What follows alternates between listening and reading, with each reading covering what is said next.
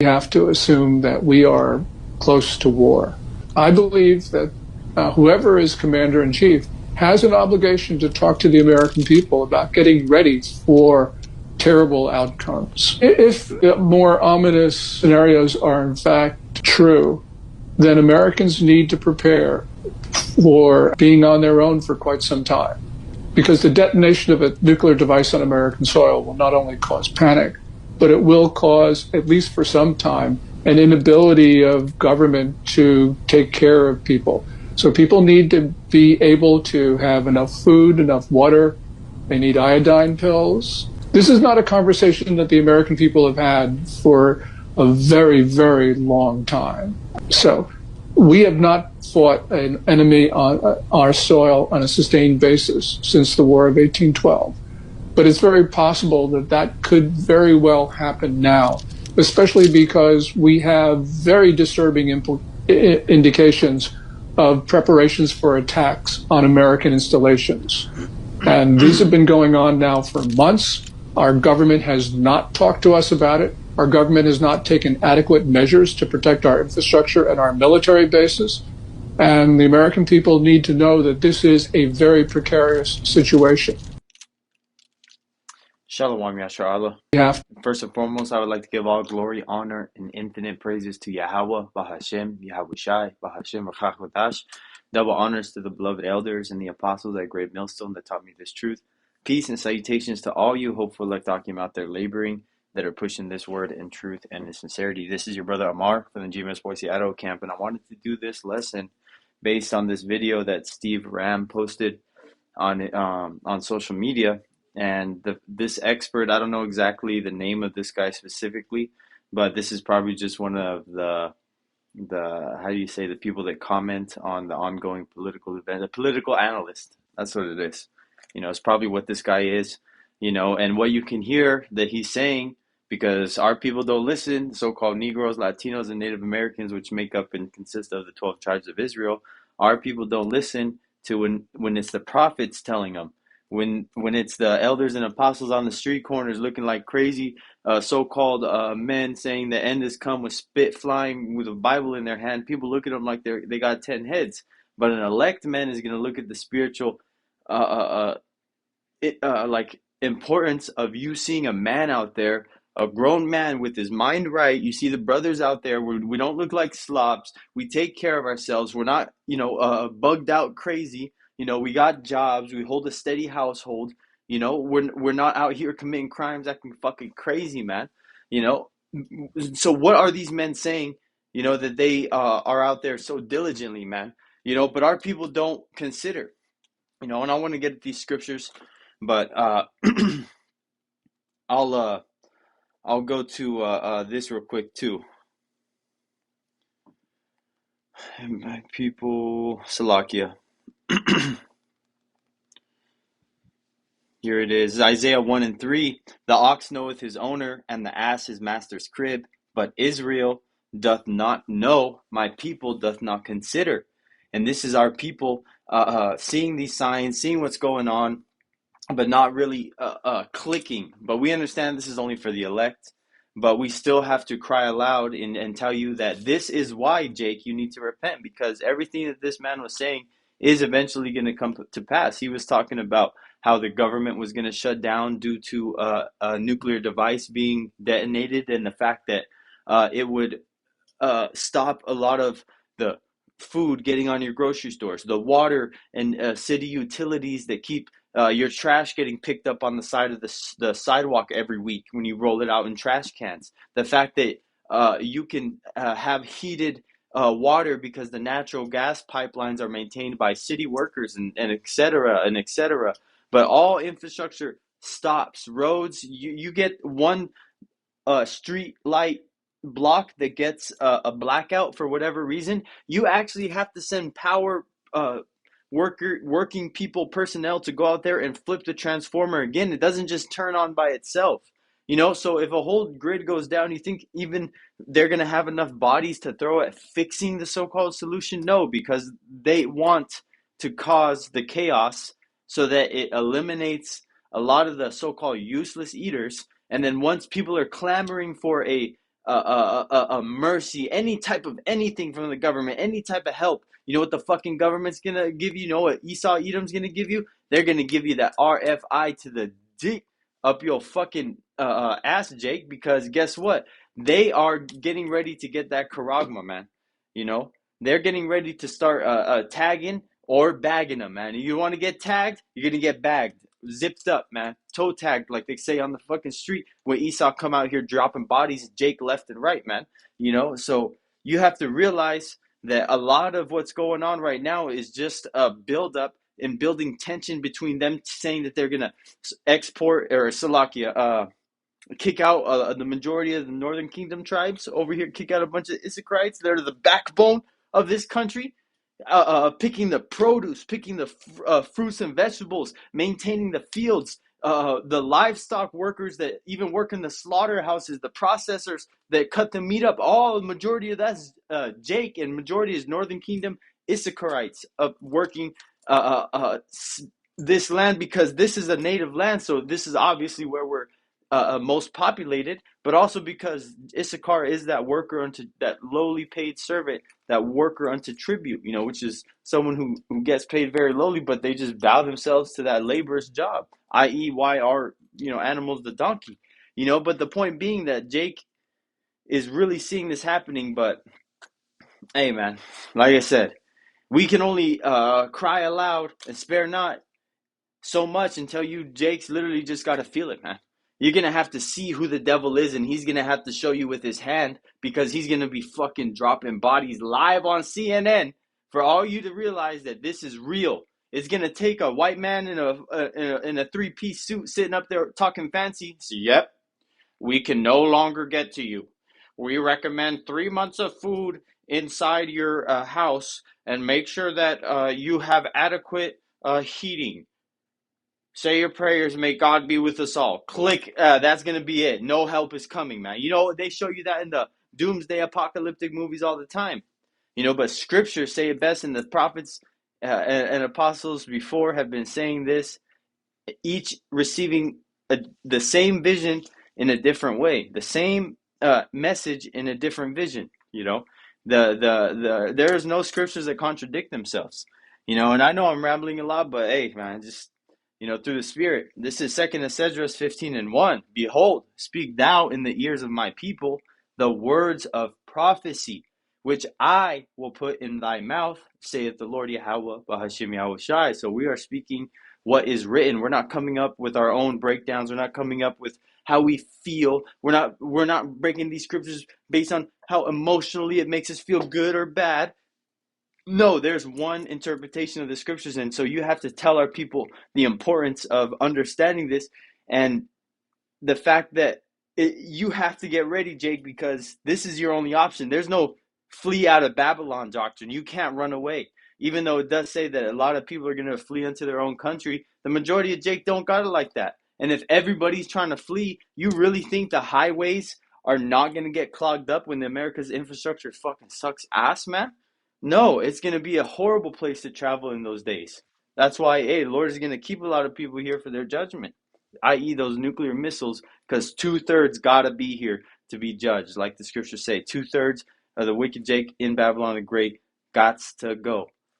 2nd Esdras 15:2, and cause them to be written in paper, for they are faithful and true. And that paper is this collection of books, the Biblios, the Bible, which are the book of the prophets, the book of the law, and a book of prophecy, you know, all in one. And the Holy Scriptures are the only book that has prophecy in it to speak things before they happen. The Quran don't got no fucking prophecies or anything. They say the Lord loves the children of Israel more than anybody else. It says that in the Quran. You know, this is verse 4. For all the unfaithful, Salakia, verse 3, fear not the imaginations against thee. Let not the incredulity of them trouble thee that speak against thee. And incredulity is unbelief. We don't care if you people on the side that just walk past us, looking at us, talking shit when you're fucking 20 feet away. Care what you got to say, man. We're out here for a sign, a wonder, to tell you the message, and because the Lord Yahweh Bashim Shai commanded us to go out there on the highways and byways.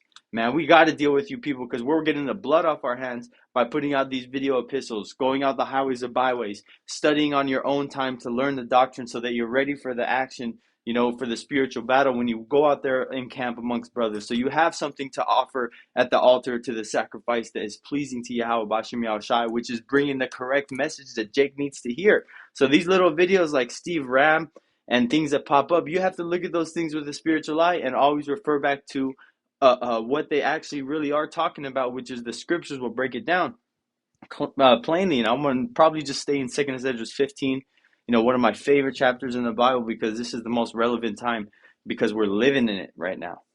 This is 2nd Esdras 15 and 4. For all the unfaithful shall die in their unfaithfulness. Because, hey, man, we're not here to try to save anybody. We just got to bring the message. It is up to Yahweh Bashem Yahushai who is saved and who is not saved. And we know that faith is a gift. So the Lord gives every man his measure of faith. So if the Lord didn't predestine for you to believe, no matter what a man says in front of your face, no matter how eloquently he breaks it down, no matter how many archaeological, historical evidence he brings you, you're not going to get it.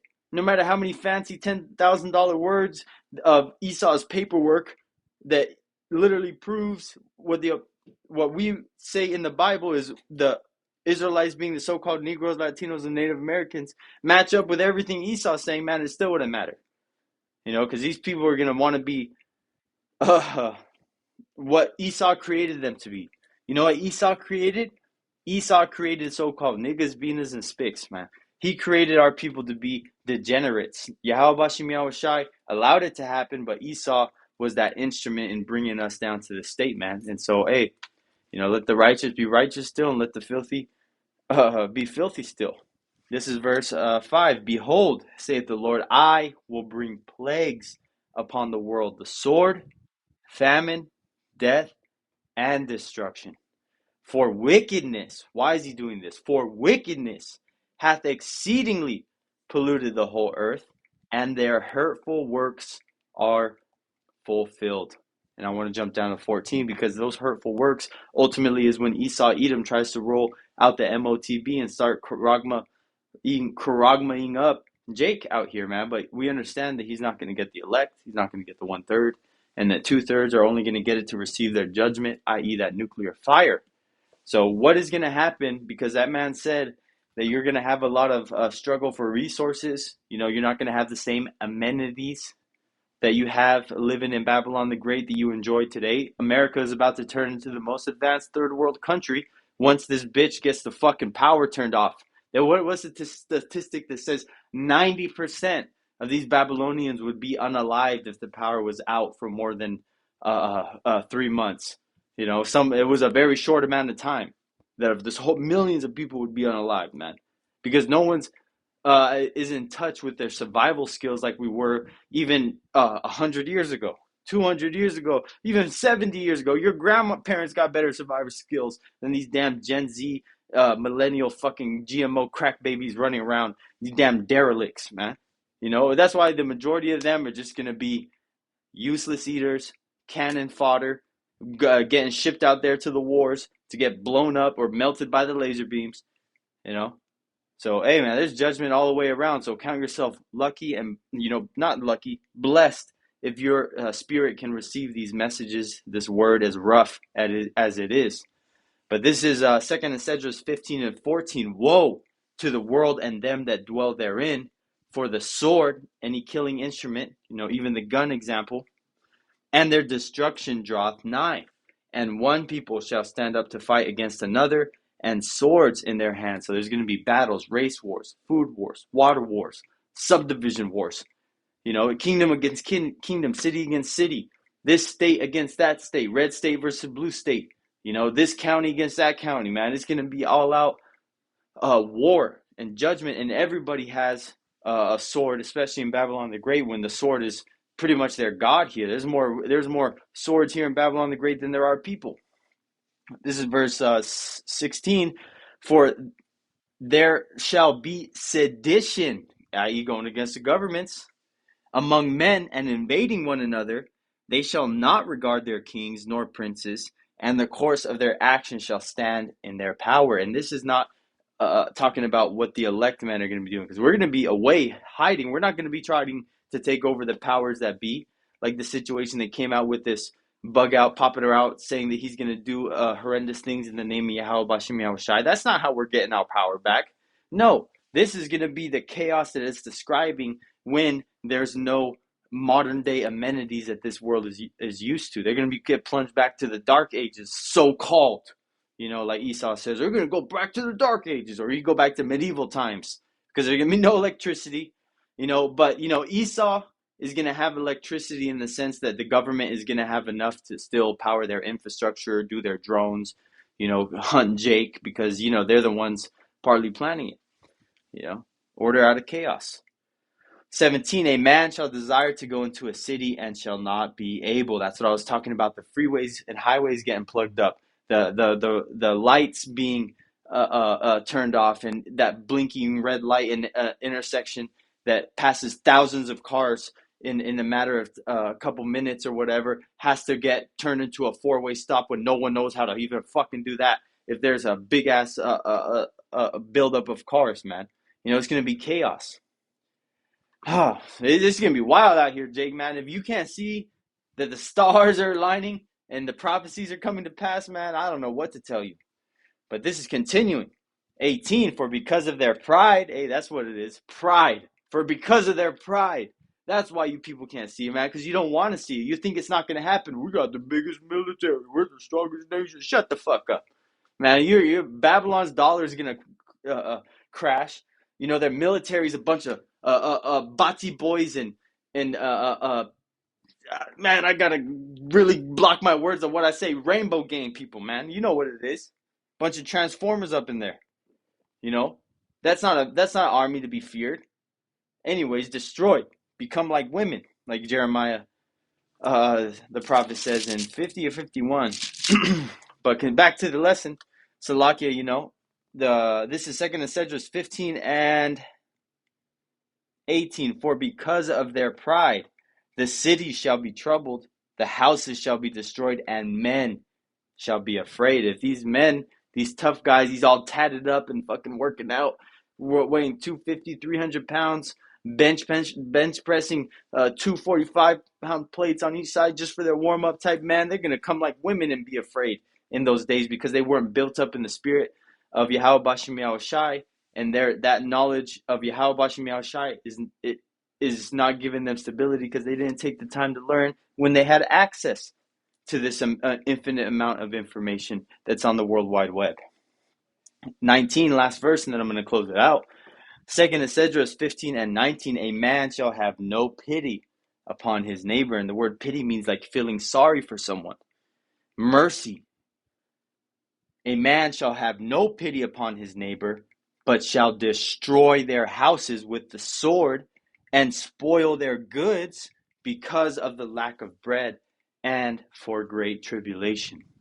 And we see the movie that's going to be coming out tomorrow, actually, the movie Homestead, that's going to be talking exactly about that 2nd Esdras 15 and 19.